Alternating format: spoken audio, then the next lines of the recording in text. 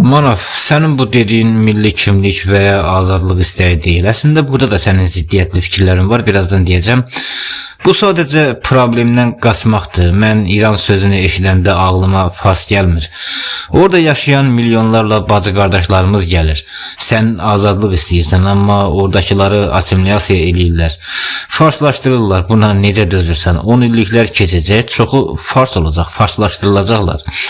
Türkçə danışa da bilməyəcəklər. Bax, əsl fəlakət budur. O əlini masaya vurub davam elədi. Təsəvvürlə bir sistemin başına bir azlıq gəlir və öz millətini hakim mövqeyinə çıxarır.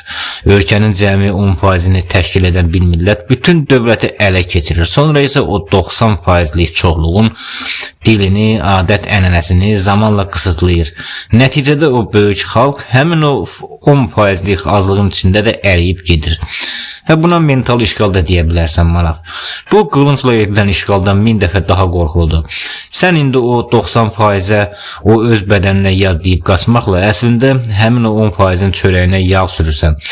Başa düşürsən, Manaf? Bax, o dediyin mental işgal ilə budur. Sən özün mənə deməmişdinmi ki, liberalizmin gəlişi ilə biz və bir çox xalqlar, hətta ruslar belə milli kimliyini itirəcək. İndi sən mənə milli kimlikdən Fars əsarətinə düşməməkdən danışırsan. Yaxşı, bəs o liberalizm, o xarici təsirlərdən necə qorunacaqsan? O əllərini yana açaraq otaqda gərgin bir dairə kimi cızırdı sanki. Sovetlər dağıldı, hə, azadıq. Amma olanlar oldu. Bir hissəmiz Gürcüstanda, bir hissəmiz İranda, bir hissəmiz Rusiyada qaldı.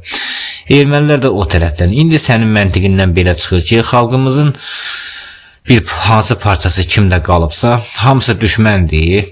Harada bacı qardaşımız qalıbsa, ona düşmən gözü ilə mi baxmalıyıq? Yoxsa mübarizə aparmalıyıq? Gedib yaxşı düşün, Manaf.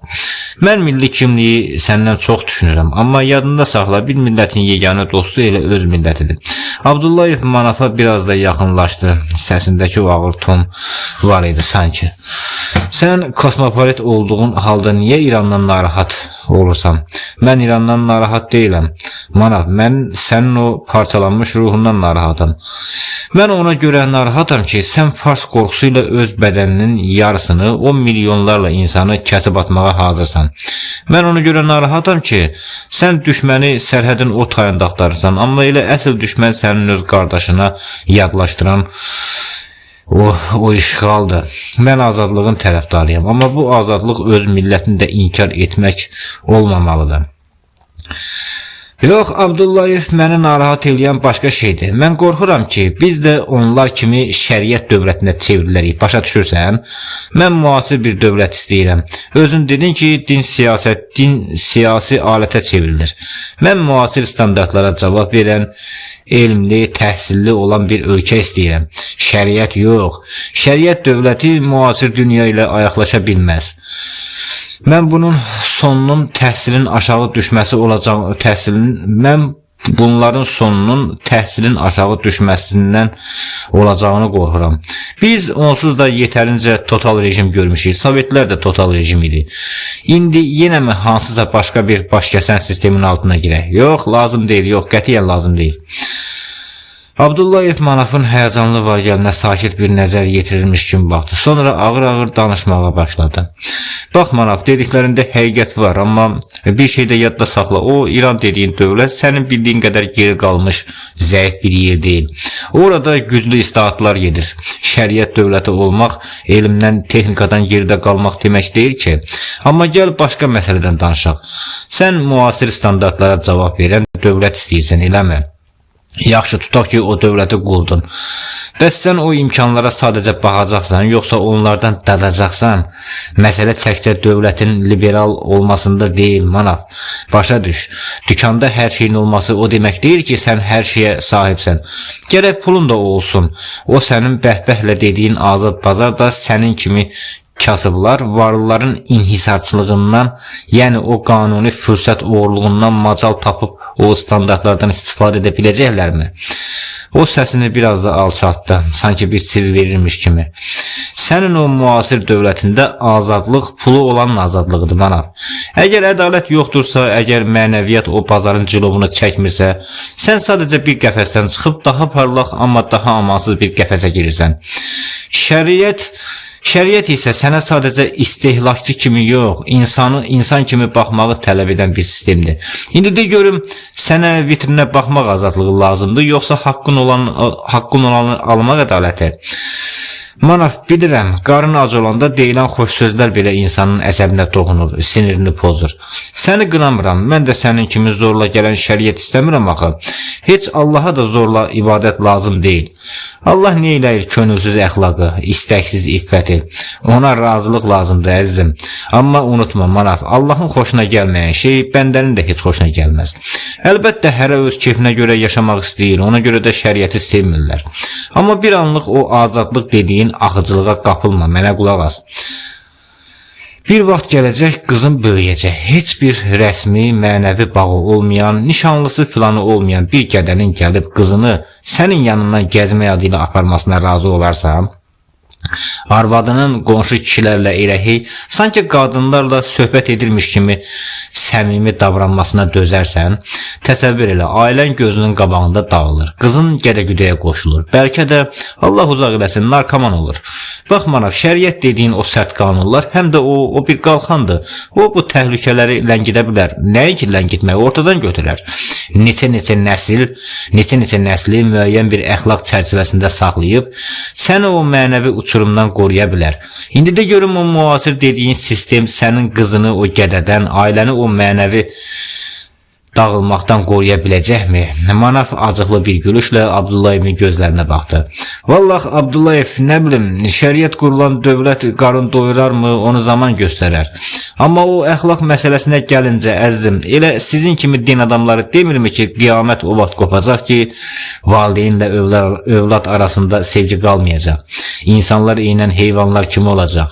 Balaları böyüyən kimi mənəvi bağlar qopacaq. Texnologiya insan isə texnologiya çevriləcək.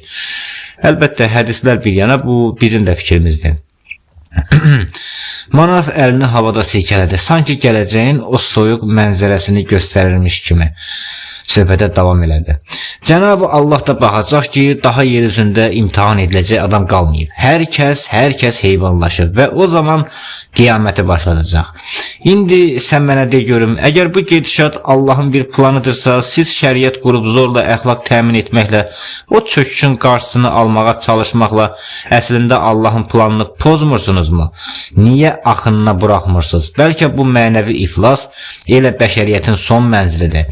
Qoy Allahın dediyi olsun Abdullayev. Suyun qabağına bənd qoymaqla su kəsilir, amma o bəndin arxasında elə şiş, elə yığılır ki, birdən o bənd dağılsan nə olacaq? Təsəvvür edirsən o dağıntını. Allahın planını pozmaq olmaz. Zorla şəriət nəyə lazımdır ki, əzizim? O irəliyə əyilib Abdullayevin üzünə acı bir həqiqəti çırpırmış kimi davam elədi. Onsuz da gün gələcək, texnologiya o insest dediyin fəsadın belə genetik çarəsini tapacaq. Müalicə metodları olacaq. Hər kəs bir-biri ilə intim əlaqədə ola biləcək. Əxlaq qalmayacaq. Abdullayev, bu qaçılmazdır. Bunu mən demirəm, alimlər, filosoflar deyir. Texnoloji inkişaf bunu gətirəcək. Sənin əxlaqsızlıq dediyin şey bir vaxt gələcək ki, normal sayılacaq. Amma ona görə yox ki, o həqiqətən normaldır. Xeyr, sadəcə o murdarlığın anormal olduğunu deyə biləcək zehniyyətdə insan qalmayacaq. Manav bir anlıq duruxub nifrətlə davam elədi.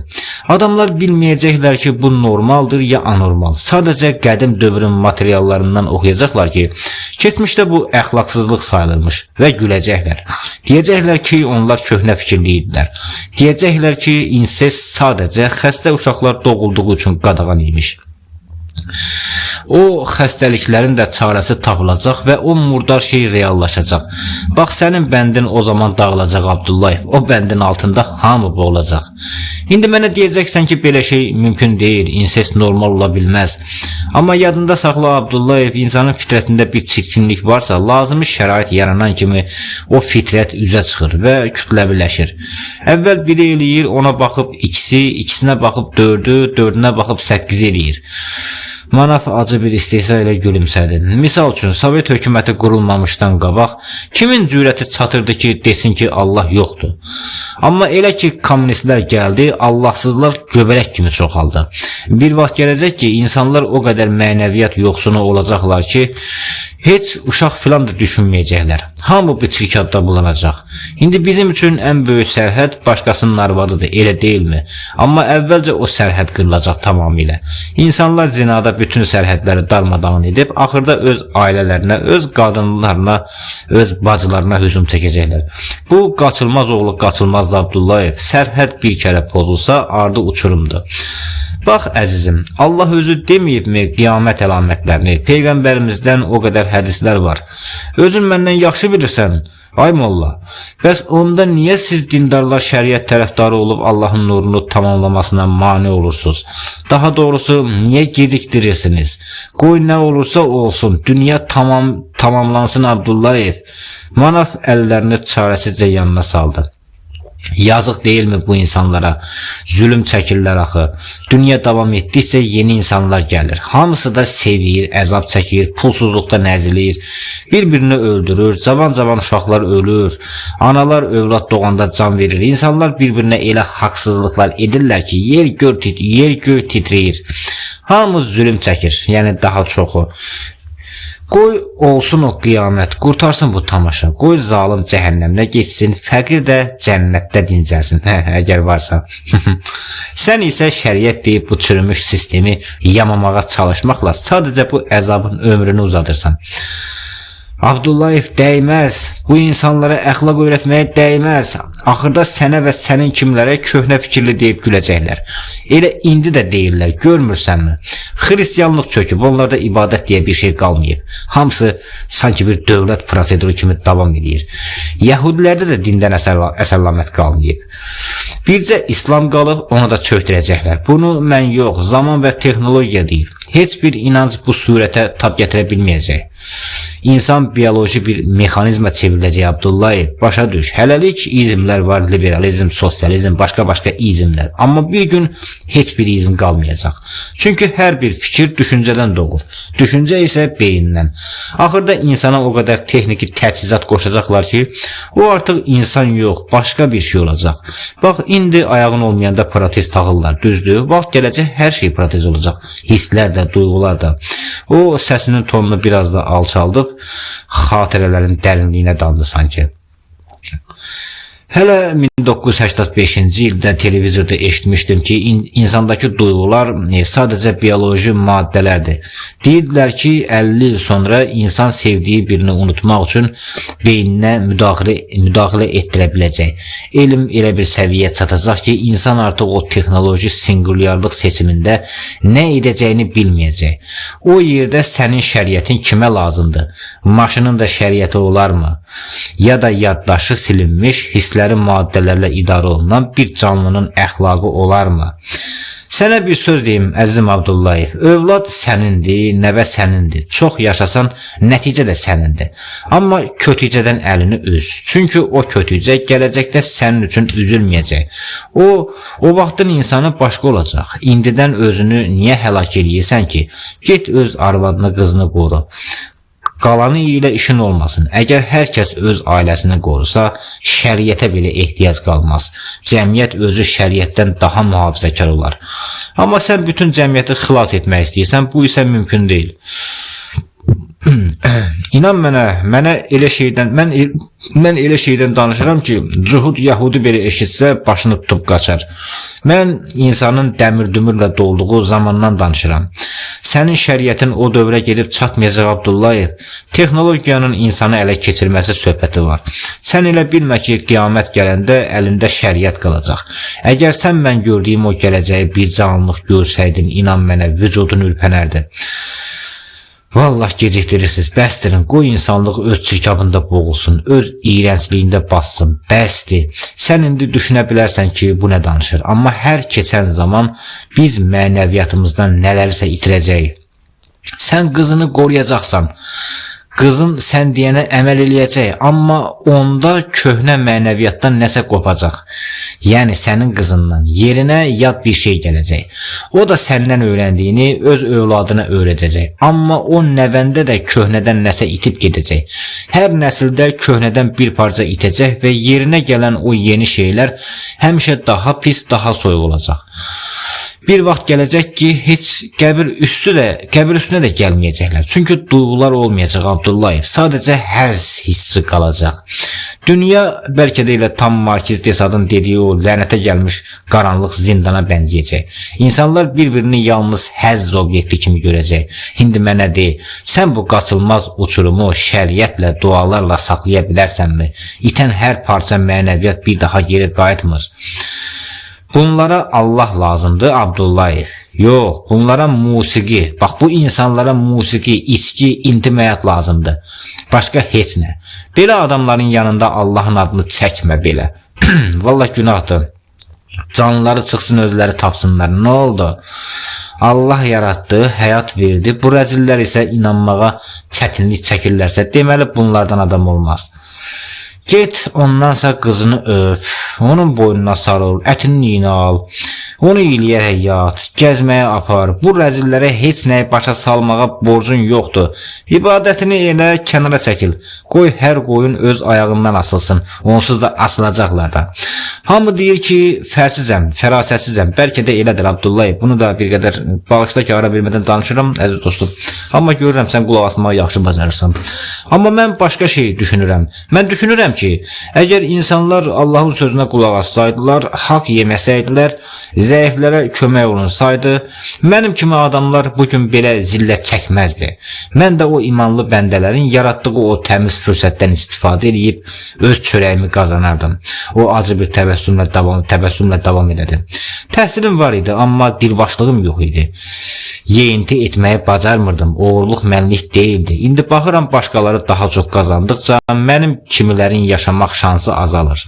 İnsanlar Allahdan uzaqlaşdıqca mənim kimi əbləhlər də əzilir. Çünki bu quruluş bizi məhv edir. Heç olmasa minimum dindar olsaydılar, bəlkə ayaqlarının altına baxanda mənim kimi böcəkləri də görərdilər. Amma baxmırlar Abdullayev, elə hey yuxarı baxırlar. Daha çoxuna baxırlar. Sən heç nəyi dəyişə bilməzsən Abdullayev. Heç kim dəyişə bilməz. Getdikcə insan münasibətlərindəki boşluqlar pullu xidmətlərlə dolacaq. Zəhmət öləcək, sosial bağlar çürüyəcək, beyinlər də kütləşəcək. Ortaya elə axmaq bir nəsil çıxacaq ki, onlar bizim çəkdiyimiz bu əzablara, bu tarixə baxıb güləcəklər. Çünki onların dövranı yüngül, zəhmətsiz və bomboş olacaq. Öz boşluqlarını zirzibillə dolduracaqlar. Manaf barmağı ilə saatını göstərdi. Zaman irəlilədikcə sürət də artır. Əvvəl 1000 ildə dəyişməyən şeylər indi 10-15 ilə dəyişir. Gələcəkdəki 50 illik inkişaf qədim dövrün az qalan 1000 ilini udacaq. İnsanlıq harada direnəcək bilmirəm. Mən bütün problemlərimi həll edə bilməyib axınla üzrəm Abdullayev. Ona görə də o görməyəcəyim gələcəyi təxmin edirəm. Hara gedirik axı? Sən isə hələ də şəriətdən danışırsan. İş tap özünə əziz dost. Gələcəkdə biz nadir tapıntı, köhnə bir nüsxə kimi, gələcəkdə bizə nadir tapıntı, köhnə bir nüsxə kimi baxacaqlar. Biz muzey eksponatı olacaq. Anlayırsan məni? Mənim bu qol saatım, sənin o dəmir alışqanın hamısı bir vitrinin altında çürüyəcək. Lənətə gəlmiş alçaqlar. Manaf qəfildən qəhqəhə çəkdi. Hamısı inkubatorlarda xoşbəxt olacaq Abdullayev. Beyinlərinə nələrsə qoşacaqlar. Bəlkə də elə o Rus alimləri bunu çoxdan ediblər. Sadəcə bizdən gizlədilər. Bax, bu www dediyimiz sistem 60-cı illərdə ixtira olunub. Amma hələ bizə çatmayıb. Çatacaq da. Əlbəttə bizə kasıbçılıqdan çatmayıb. Texniki nailiyyətlər həmişə gizlədilir. Manaf masanın üzərində xəyali bir xət çəkdi. Fərqi yoxdur Abdullayev, alınıb ya da alınmayıb. İnsanlığın direnəcəyi son nöqtə o yumurta formalı inkubatorlardır. Orada yatıb boruların içində xoşbəxt olacaqlar kütbeyinlər. Çünki insanlıq əzəldən bəri cəhd edir ki, az işləsin, çox dincəlsin. Bu tənbəllik cədvəlinin sonu harada bitir, bilirsən? Bax o inkubatorda az iş, maksimum həzz və tam hərəkətsizlik. Budur sənin gələcək cənnətin. Abdullayev müdaxilə etdi. Bax Manaf, mən kör-körənə bir şəriət tərəfdarı deyiləm axı. Amma istərdim ki, bu cəmiyyətin bir nizamı olsun. Mənim dediyim şəriət nə o fanatiklərin, nə də quru dindarların təqdim etdiyi sistemdir. Mən Əli vilayətinə əsaslanan bir ədalətdən danışıram. Rəhbəri Quran olan Peyğəmbərin səhih hədislərinə və Nəhcül Bəlağaya söykənən bir quruluşdan. Sən İmam Əlinin rəhbərlik etdiyi bir sistemdə yaşamaq istəməzdinmi? Deyirsən ki, dünya onsuz da pozulacaq, şəriət davam gətirməyəcək, əxlaqsızlıq ayaq tutub yeriyəcək, ola bilər. Amma bu o demək deyil ki, düşmən sərhədə gələndə müqavimət göstərmədən onu içəri buraxmalıyıq. Sənin bu dediyin tənbəllikdir, ruhdan düşməkdir. Ancaq öz ailəni qoru deyirsən. Bizim indiki mentalitetimiz də elə budur. Hamı öz arvadının, bacısının namusunu çəkir, amma başqasının namusuna qarşı laqeyddir. Bizdə namus ümumi deyil, ailəvidir, şəxsidir. Özün demirdinmi ki, bizdə namus qadın üçündür, kişiyə hər cür azadlıq verilib. Mənim vurğuladığım bu sistemdə isə qadınla kişi eyni səviyyədədir. Namus fərdi yox, ictimai məsuliyyətdir. Başqasının bacısı sənin də bacındır. İndi deyəcəksən ki, İslamda onsuz da belədir. Bax, mən də onu deyirəm. Amma indiki bu bizə diktə olunan dinlə yox, o həqiqi ruhla. Sən deyirsən ki, biz şəriət qurmaqla əslində qiyamət əlamətlərini, Allahın nurunun tamamlanmasını ləngidirik. İlahi, bu nə qədər absurddur axı. Xeyr, biz elə o nurun tamamlanması üçün çalışırıq. Onsuz da hamımız bir gün öləcəyik. Heç olmasa bu dünyadan Allah, din, namus və əxlaq uğrunda mübarizə aparan bir bəndə kimi köçək. Hər şeyi taleyin ümidinə buraxıb tısbağa kimi qınımıza çəkilək. Manaf, bu imansızlıq deyil, bəs nədir? Bu sadəcə zəiflikdir. Gələcəkdə nələrin baş verəcəyini, nələrin adiləşəcəyini deyirsən. Sən deyən o insest bəlaları bizim ucubatımızdan olmasın. Bizdən sonrakılara belə miras qalmasın. Bizim vəzifəmiz yalnız yaxşılığı, haqqı miras qoymaqdır. Allah özü zamanı gələndə qiyamətini qoparacaq. Amma o günə qədər biz hansı cəbhədə durduğumuzu göstərməliyik. Manav onun sözünü kəsib davam elədi. Bax, Abdullayev, şəriət haqqında dediklərində bəlkə də müəyyən qədər haqlısan. Amma bir şeyi unudursan, dində məcburiyyət yoxdur. Bunu Allah özü buyurub. Sənsə şəriət qanunlarının gücü ilə insanları buna məcbur etmək istəyirsən. 70 il boyu Allahsız yaşayan Leninə Allah kimi baxan bir zehniyyətin hökm sürdüyü bu cəmiyyətə sənin dediklərin çox zoraki gələr axı. Belə bir məcburi nizamdan heç Allahın özü də razı olmaz, Abdullayev. Bax, əzizim, bizim az-çox dünya görüşümüz, mütaliəmiz var deyə Abdullayev yenidən söhbətə başladı. Amma cəmiyyət dediyimiz bu kütlə hələ ki avamdır. Deyirsən 70 il Allahsız yaşayıblar. Leninə Allah gözü ilə baxırlar, hər nəysə. Bu 70 illik ideologiya tarixin qarşısında nədir ki? 70 illə iş bitmir. Yaşlı nəsil hələ o əvvəlki tərbiyə ilə böyüyüb. Savadlı insanla savadsızın fərqi valideynlə birinci sinifə getməli olan uşağın fərqi kimidir. Uşaq məktəbə getmək istəmir, ağlayır, deyir ki, mənə evdə xoşdur. Amma valideyn bilir ki, bu uşağın xeyri üçündür. Yəni biz şəriət qurmaqla insanlara zorakılıq etmirik ki, onların xilas yolunu açırıq. Xeyr üçün edilən məcburiyyət zorakılıq sayılmaz. Bu məcburi yaxşılıqdır. Bunu unutma. Uşaq təhsilin faydasını yalnız yetkinləşəndə anlayır. Bugün Lenin baba deyən o komsomollar vaxt gələcək əxlaqlı və imanlı cəmiyyəti görəndə bizə dua edəcəklər, rəhmət oxuyacaqlar. Etiraz edənlər şəriət qurulanda var olanlar olacaq. Zamanla öyrəşəcəklər. Sonunda isə köçüb gedəcəklər. Ya başqa ölkəyə, ya da torpağın altına. Yəni öz əzəlləri ilə deyirəm, sən başa düşmə. Yerdə isə təmiz şəriət ruhu ilə yoğrulmuş yeni nəsil qalacaq. Deyirsən ki, texnologiya insanları dəyişəcək. İnsanların hər şeyə müdaxilə edib sonda axmaqlaşacağını, ilahi sistemlərin gözdən düşəcəyini deyirsən. Razıyam, haqlısan, amma mən o sən deyən ruhunu itirmiş İslama çağırmıram. Mənim qurduğum sistemdə texnosenzura deyilən bir hədd olacaq. texnologiyanın insanı Allah'tan, əxlaqdan və dindən uzaqlaşdırmasına icazə verilməyəcək. Bu ideologiyada heç bir şey başlı başına bırakılmır. İnsanı kökündən qoparan, onun maşına çevirən nə varsa ya dəyişdirilməli ya da qarşısına sədd çəkilməlidir. Əgər texnosenzuranın nə olduğunu soruşsam, bu texnologiyanın cilovlanmasıdır əzizim. Vaxtilə Ruslar da belə edirdi, hətta Amerikalılar da. Hər texnoloji yenilik dərhal mülki istifadəyə verilmir ki. Amma mənim dediyim sistemdə bu daha dərindən işlənəcək. Hər hansı bir yenilik dünyəvi nailiyyət olsa belə, o cəmiyyətə müəyyən məhdudiyyətlərlə ötürüləcək. Ya da təhlükəli hesab edilsə, tamamilə qadağan olunacaq. Əlbəttə zərərsiz bir kəşfə toxunulmayacaq. Bu xüsusən rabitə və informasiya sahəsində təhlükəsizliyimiz üçün həyati əhəmiyyət kəsb edir. Biz cəmiyyəti elə bir zirehlə bürməliyik ki, kənardan gələn heç bir yad təsir o bütövlüyü poza bilməsin. Axı mən dedim, yəni super güclü ölkələr, Amerika, Rusiya, hər yerdə istənilən bir texnoloji yenilik yolunda bu dərhal mülki istifadəyə verilmir. Hətta bir müddət gizli saxlanılır. Biz də belə eləyəcəyik, əzizim. Biz bunu daha sistemli eləyəcəyik. Manaf söhbətə müdaxilədir. İlahi Abdullayev, sən də danışırsan. Bu dediyin açıq-aşkar totalitarizmdə alçaq teokratiyadır bu. Belə şey olar, sənin vəd etdiyin o nizamlı əxlaq cəmiyyət yox. Bildiyin qəfəsdir əzizim. Əgər insanı zorla, qandalla əxlaqlı etmək lazım olsaydı, bunu elə Allah da bacarırdı, özü eləyərdi.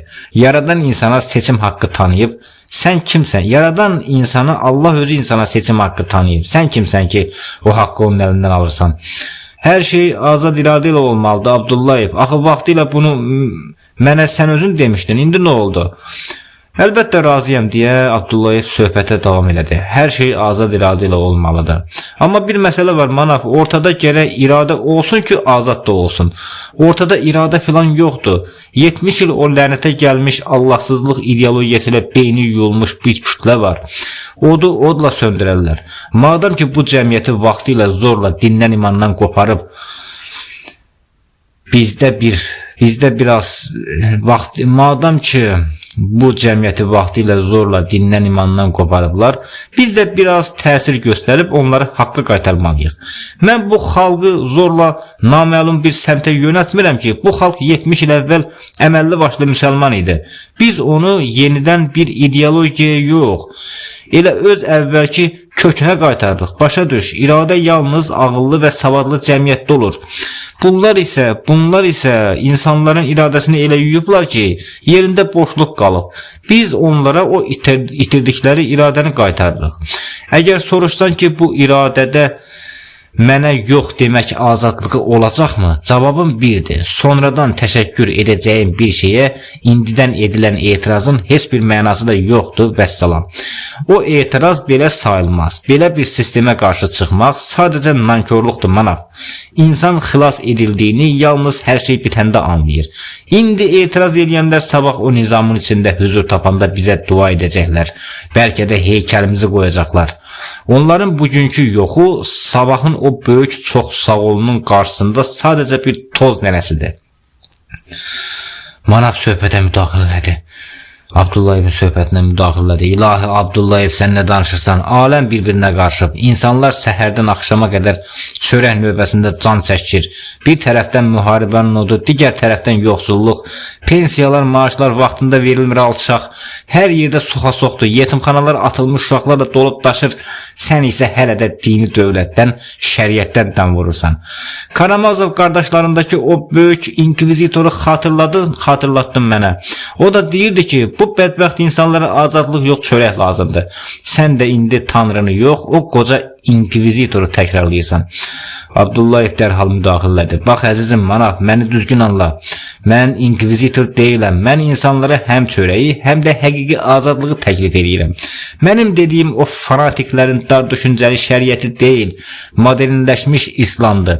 Sən özün demirdinmi ki, gələcəkdə adətlər dəyişəcək, hətta insest belə adləşəcək. Bax, mən dediyim sistem məhz bunun qarşısını almaq üçündür.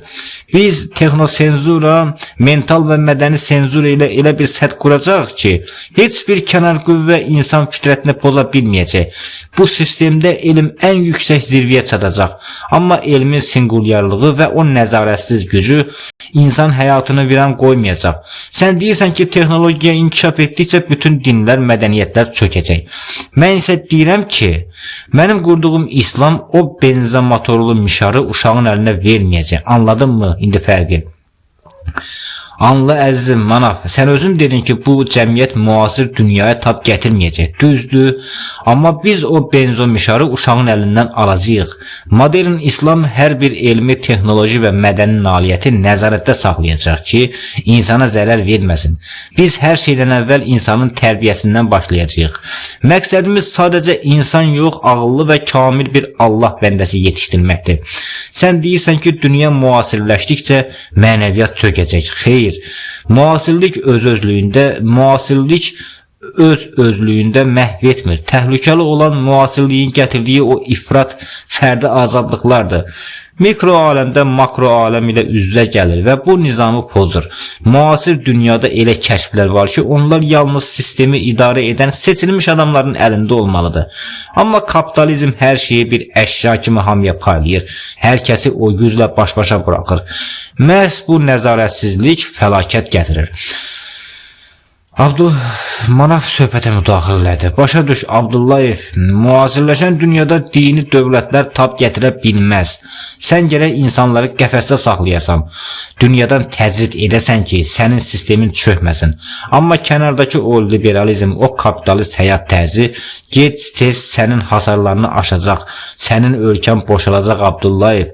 Ağıllı, elmli dünyanı görmək istəyən kim varsa qaçıb gedəcək. Sən isə ancaq o idarə etmək istədiyin avam, tənbəl kütlə ilə birgə qalacaqsan. İnsan fitrətini unudursan, kim o rəngli parıltılı dünyanı qoyub sənin bu boz nizamında boğulmaq istəyər? Hamı Svetnoy yaşamaq istəyəcək. Hamı o qadağan etdiyi mişarı əlinə almaq istəyəcək. Sənin o müqəddəs qəfəsin bu cazibənin qarşısında sadəcə bir kağız parçasıdır. Əgər mən sadəcə mənəvi şəriətdən danışsaydım, haqlı olardın, deyə Abdullayev söhbətə başladı. Lakin unutma, Manaf, pulun yoxdursa o rəngli dünyanı ancaq seyr eləyə bilərsən. Ona toxunmaq sənə haramdır. Mən liberalizm və kapitalizm bütün bunların zəif bəndlərini söküb, öz sistemimdə polad bir gücə çevirəcəyəm. Sən özün demirdinmi ki, kapitalizmin ən böyük bəlası fürsət oğurluğudur, elə deyilmi? Bizim sistemdə heç kimin fürsəti oğurlanmayacaq. Niyə bozluq olsun ki? Biz dünyamızı elə quracağıq ki, heç kim o bozluğun fərqinə belə varmayacaq. Bəli, əxlaqsızlıq və dinsiz yaşamaq istəyənlər üçün bu sistem zindan ola bilər. Amma ruhu pak, əxlaqı uca olanlar üçün bu yer sığınacaqdır, evdir. İstəməyən cəhənnəm olub getsin. Mən kənardakı sistemlərin boşluqlarını görüb, onları elə dolduracağam ki, əksinə insanlar bizə tərəf qaçacaqlar. İqtisadiyyat, bazar nəzarətdə olacaq. Kapitalizmdə hər şey pulladır. Bizdə isə ən zəruri ehtiyaclar havaya olacaq. Amma bu rifahın bir bədəli də var. Bəzi insanların nə düşündüyünü, süfrə başında şam yeməyində bir-birlərinə nə pıçıldadıqlarını belə biləcəyik. Xalq nə danışırsa, biz onu öncədən biçəcəyik. Öz xalqının beynindəki problemi hələ rüşeym halındaykən görən bir sistem heç vaxt çökməz. Biz təhlükəni qapımıza gələndə yox, beyinlərdə doğulanda boğacaq. Sən hələ də anlamırsan ki, Manaf, bu sistem sarsılmazdır. Bax əzizim, sistemlər niyə çökür? İnqilablar, xeyr, sistemləri inqilablar yox, o inqilablara aparan illərlə yığılmış dedikodular, pıçıltılar çöktürür.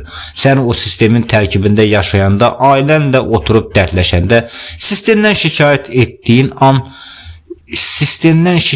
etdiyin an bilməyəcəksən ki, yanındakı kimdir? Ya arvadın, ya da qardaşın, ya da ən yaxın qonşun. Bizim minlərlə mülki cəsusumuz olacaq. Onlar hər kənddə, hər küçədə, hər evdə olacaqlar. Hətta arvadın belə bizə işləyə bilər. Çarpayda qulağına pıçıldadıqlarım bizə çatacaq. Biz də beləcə sistemin harasında boşluq varsa, dərhal biləcəyik və düzəldəcəyik də. Bütün inqilablar pıçıltıdan başlayır, Manaf. Biz o dedikodunu hələ doğularkən boğacağıq ki, heç vaxt inqilaba çevrilməsin. Manav təəccüblü halda söhbətə başladı. İlahi Abdullayev, sən laf sancmağa hazır olan daş altında yatan gürzə ilansanmış. Bura deməkdə alçaq. Allahdan, dindən, imandan danışıb sonra da mənim arvadımı özünə cəsus götürəcəksən. Başın xarab olub sənin. Mən evimdəki arvadıma güvənə bilmirəmsə, sənin qurduğun o şəriətdə görmədiyim Allaha necə güvənəcəm, sənə necə güvənəcəm, hə? Demək, mən arvadımın, qardaşımın, dostumun yanında özümü narahat hiss etməliyəm. Hər kəlməmə, hər nəfəsimə fikir verəyəm. Aman Allah, heç polkovnik Qəddafi də səndən bu qədər insafsız deyildi. Sən Səddamdan da, hamısından da betərsən. Sən kimsən axı? Söhbətimizin əvvəlində belə deyildin. İndi qarşımda ya bir dəli var, ya da qorxulu bir iblis. Hələ utanmaz Əli vilayəti, Nəhcül Bəlağa, Quran, Peyğəmbər hədisləri. Onlar bunu eləyiblərmi? İlahi. Abdullayev, sən nə danışırsan? Lənət şeytana, mənə cavab ver. Belə qorxulu olan sistemdə heç iman olar? Bax, əzizim, deyə Abdullayev söhbətə başladı. Mən nə Səddamam, nə də polkovnik Qəddafi. Mən Abdullayevim, mən ərəb deyiləm. Mən Azəri türkiyəm, bir şiə müsəlmanıyam. Məqsədim sənin arvadını cəsus etmək deyil. Mən sənə sadəcə sistemin sarsılmaz gücünü izah edirəm. Həm də bu xəyanət deyil, bəlkə heç arvadın yox, elə sən özün o sistemin üzvü olub bizə məlumat verəcəksən. Mən sadəcə misal çəkdim, əzizim. Axı sən niyə? Nəysə, buna xəyanət və ya satqınlıq demə mana, bu mental agenturadır.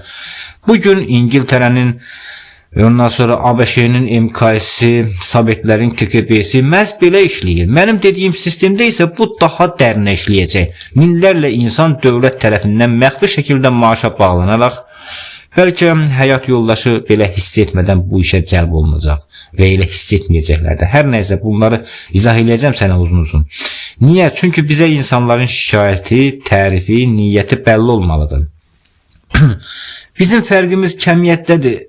Hər 100.000 nəfərə müəyyən sayda göz və qulaq yerləşdirəcəyik. Biz sistemi telefon zəngləri ilə yox, insanların canlı düşüncələri ilə idarə eləyəcəyik. Kim ölkədən qaçmaq istəyir, kim inqilab düşünür, harada hansı məmur səhv eləyir. Biz hər şeyin rentgenini çəkəcəyik. Belə bir sistem daş kimi möhkəm olar, Manav. Onu heç bir daxili və ya xarici qüvvə sarsıda bilməz. İndi deyirsən ki, mən qəddaram, qorxuncam, amma sən özün demirdinmi ki, bir vaxt gələcək, din çökəcək, iman məhv olacaq. Demirdinmi ki, insest, zina, murdarlıq, hər cür iyrənclik konvensional şəkildə normallaşacaq. İndi cavab ver, mənim sistemim yaxşıdır, yoxsa bacı qardaşın eyni yatağa girməsi, meymuna çevrilən cəmiyyət yaxşıdır, yoxsa mənim insanı uca tutan modern dinim, zibil qabına atılan körpələrin olduğu dövrən yaxşıdır, yoxsa mənim nizamım, boşanmış, dağılmış, kiminlə yatdığı bəlli olmayan o intim cəmiyyət yaxşıdır, yoxsa mənim sistemim? Əgər mənim sistemim pisdirsə, mənə bir alternativ tap. Amma tapa bilməyəcəksən. Çünki texnoloji inkişafın qarşısında insan fitrəti zəifdir. Əgər hələ də məni günahlandırırsansa, demək səni o iyrəncliklərə haqq qazandırırsan. Mənim bu mental agenturamda və mütləq nəzarətimdə sistemim hələ yeni olduğu üçün güclü bir nəsil yetişənə qədər tətbiq edirəm. Bu bir məcburiyyətdir. Nə vaxtsa o nəsil yetişəndə artıq ehtiyac qalmayacaq. Sistem idarə səviyyəsindən cəmiyyətin ruhuna hopana qədər bu nəzarət şərtdir, başa düş. Uşaq böyüyüb özünü idarə edənə qədər ona nəzarət etməlisən. Hara gedir, nə edir, nə olar, nə olmaz. Ağlı kəsənə qədər onu pis yola düşməkdən qorumalısan. Bax əzizim, gəl səmimi olaq. İslam niyə çökməlidir ki? Məlumdur, başqa dinlərin içi artıq boşalıb. Bir tək İslamdır ki, hələ də o möhkəm sütunlar üzərində dayanıb. Amma İslam bugün bir çox şeylərlə üz-üzə gələndə tərəddüd eləyir. Çünki fərdi azadlıqlar, lənətə gəlmiş qərb modelləri onun bütün mənəviyyatını sömürür. O zamanın ruhuna uyğun bir illüziyadır o qərb ideologiyaları. Bizə 7-ci əsrin qılıncı ilə bu nəhəng modern ideologiya qalib gələ bilmərik. Biz 7-ci əsrin qılıncı ilə bu nəhəng modern ideologiyaya qalib gələ bilmərik, qərbə qalib gələ bilmərik. Bizə yeni bir üsul lazımdır. Liberalizm insanı azadlıq adı ilə tək qoyur. Get çörəyini özün tap deyir. Biz isə sistemin təməlinə vətəndaşın maliyyə azadlığını qoymalıyıq. Kapitalizmin o qanuni fürsət oğurluğuna dövlətin dəmir əli ilə nəzarət etməliyik. Pulsuz və qüsursuz bir səhiyyə sistemi qurmalıyıq ki, insan canının hayında olanda mənəviyyatını unutmasın. Təhsilimizdə isə Qərbin o hiləgər manipulyasiyalarına qarşı bir immun sistemi də formalaşdırmalıyıq. Bəli, antidin təbliğatlarla və bir çox şeylərlə də mübarizə aparılacaq.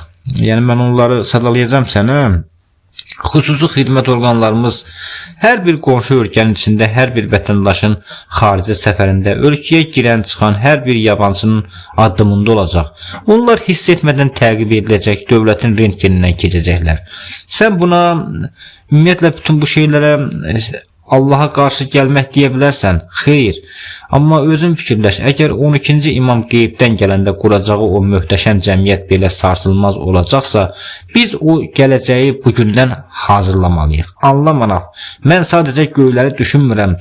Mən o birisilər kimi Mehdi Əzzaman yaxud İsa Ruhullah gözləmirəm. Biz özümüz çalışırıq o zəmini yaratmağa. Başa düşürsənmi?